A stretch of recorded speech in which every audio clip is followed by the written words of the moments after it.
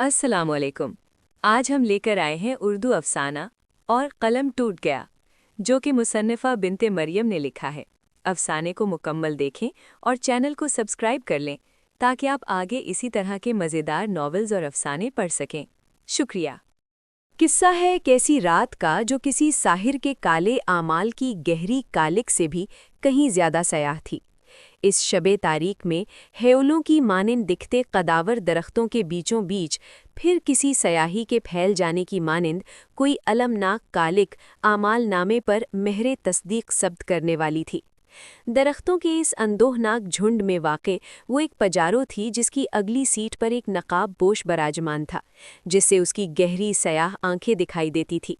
चांद खजूरी छिलके की मानिंद अफक पर उभर कर अपनी मुद्दत पूरी कर गया था। वहां सिर्फ हौलनाक खामोशी का बसेरा था। तुम शराफत से इसको मार दो वरना। नकाब पोश की आवाज़ आखिर में गर्राहट में बदल गई थी। उसने साथ बैठे नफ्स की हंसली की हड्डी पर तेज धार चाकू का दबाव मजीद बढ़ा दिया था। वरना तुम जानते ही हो तुम्हारे खानदान का क्या अंजाम होगा। नकाब तले उसके लब हौले से शैतानी मुस्कुराहट में ढल गए थे और अब की बार आवाज़ भी सरगोशी में नश्तर लिए वहां अमर हो गई थी। साथ बैठा वजूद हौले से ऐसे कपकपाया था कि ये मंजर नकाब पोश न देख पाया था, मगर कुदरत ने ये मंजर ताअबद अक्स बंद कर लिया था।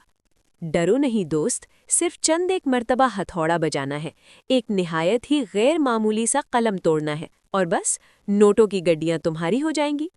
उस पर कटे पर फड़फड़ाने से भी लाचार परिंदे की खामोशी को महसूस करते हुए वो खुद ही दोबारा बोल उठा था। मैं खाइन और रिश्वतखोर नहीं हूँ, अपने नोट और अपने बूट अपने पास रखो। मुकाबिल की आवाज़ में गरज पैदा हुई थी। उसने एक अरसा बहुत कुछ सहकर इज्जत कमाई थी, सारी जिंदगी दयानतदारी का अमली सबक पढ़ाया था। उस पर कैसे आँच आने देता? मुझे सिर्फ अपने घर वालों से मतलब है। मेरी मेरी बेटी। उसकी रंजीदा आवाज़ मिनमिनाहट में तब्दील हो गई थी। उसका घराना आज उसकी कमज़ोरी बनकर राह रास्त में हायल था। एक तरफ उसके ज़िम्मे सौंपे गए कलम की अमानत थी, वो कलम जो बहुत सौ की तकदीर का बाइज़्निल्लाह ज़ामिन था, जो मज़लूमों का दादरस और ज़ालिमों की लगाम था। जबकि दूसरी जानिब एक और भारी जिम्मेदारी थी, रिश्ते की डोर में बंधी जानों की जिम्मेदारी, वो जिनके होने से उसकी कायनात रंगीन थी। अजीब कश्मकश की इंतहा थी। न सांस लिए चैन था, न सांस रोके करार था। नकाबपोश ने डैशबोर्ड पर रखे चंद कागजात उठाकर उसके सामने लहराए। वो एक मुजरिम के सरेआम आज़ाद फिजा में सांस लेने का परवाना थे। वो हर खौफ से आज़ाद जीने के हकदार शहरियों के सर पर खौफ व हरास की नंगी तलवार लटकाने का इजाज़तनामा था। वो इंतशार और इस्तराब के दौरे दौरे का एक नया आगाज़ था, बुझती चिंगारी से शोले को भड़काने वाला ईंधन। आखिर उन कागजात में ऐसा था ही क्या? ये आने वाला वक्त बताएगा। फिलहाल गाड़ी में मौजूद नकाबपोश के अलावा मौजूद दूसरा शख्स जस्टिस आकिब इफ्तिखार हनफी था और उसे सर्द महरी से गाड़ी से उतरने का हुक्म देकर गाड़ी हवा हो गई थी। 20 मई बरोज़ सोमवार रात में होने वाली तमाम स्याहकारियों और बदअमालियों के वाज़ेह सबूतों को मशरिक़ की सिमत से उठने वाली रोशनी अपने वजूद में मदगम कर चुकी थी। निखरा निखरा नीलगू आसमान ममता की मोहब्बत की मानिंद गुजरी शब में वकुआ हादसात को जाए पनाह फराहम कर चुका था। भांत भांत की बोरियों, स्याह सफ़ेद मलबूसात में मलबूस, जगह जगह खड़े अफराद में घिरा ये शहर का हाई कोर्ट था। अदलिया, इंसाफ की ज़मानत, मज़लूमों की आवाज़, बेकसों और नादारों की दादरसी। सदा की गहमा गहमी अपने उरूज पर कायम थी। आज कत्ल के मुकदमे की समाअत थी, मुकदमा जो कब से चला आ रहा था और मुलजिम जो ज़ेरे हिरासत रह रहकर सदियों का अलील दिखाई देता था। मुलजिम मकतूल का सौतेला भाई था। यही सौतेलापन उसके खिलाफ सर ताने शाने उचकाए, सरता पैर राह में दीवार बने हायल था। लेकिन नहीं, इस सब के बावजूद उसका वकील उसे बरीउ ज़िम्मा करार देने में कामयाब होना चाहता था। अशरे अशरे अशरे 16 फरवरी बरोज़ जुम्मा मुलजिम आयान अली आज अपने सौतेले भाई से मिलने आया हुआ था। हाँ, उनकी माँ एक नहीं थी, मगर उनका बाप तो सांझा था ना।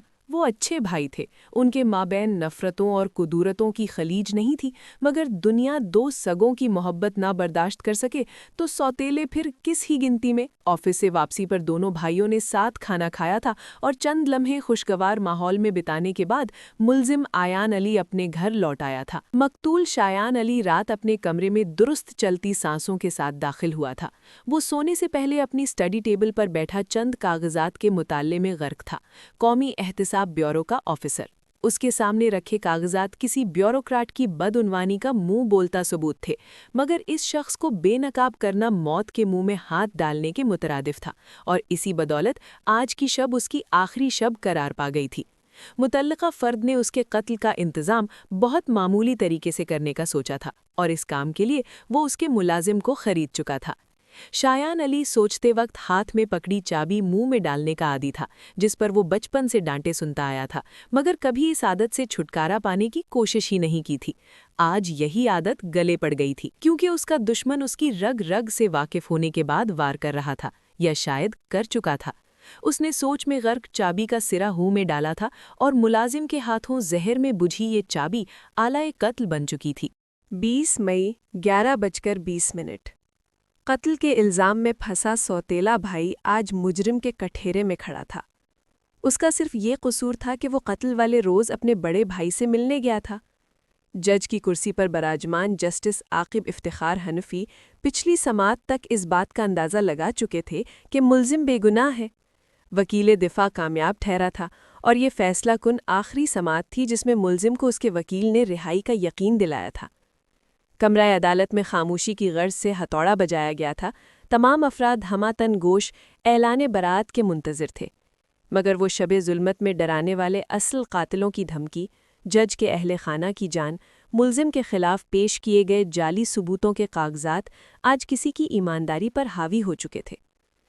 تمام ثبوتوں اور شواہد کو مد نظر رکھتے ہوئے عدالت اس فیصلے پر پہنچی ہے کہ فیصلہ کن آواز میں بولتے جج کے ضمیر نے ملامت کیا، مگر رشتے کی ڈور کا حلق میں پھنسا پھندا زیادہ قوی تھا، کہ ملزم آیان علی ہی اپنے بھائی شایان علی کا قاتل اور سزائے موت کا حقدار ہے۔ اور قلم ٹوٹ گیا۔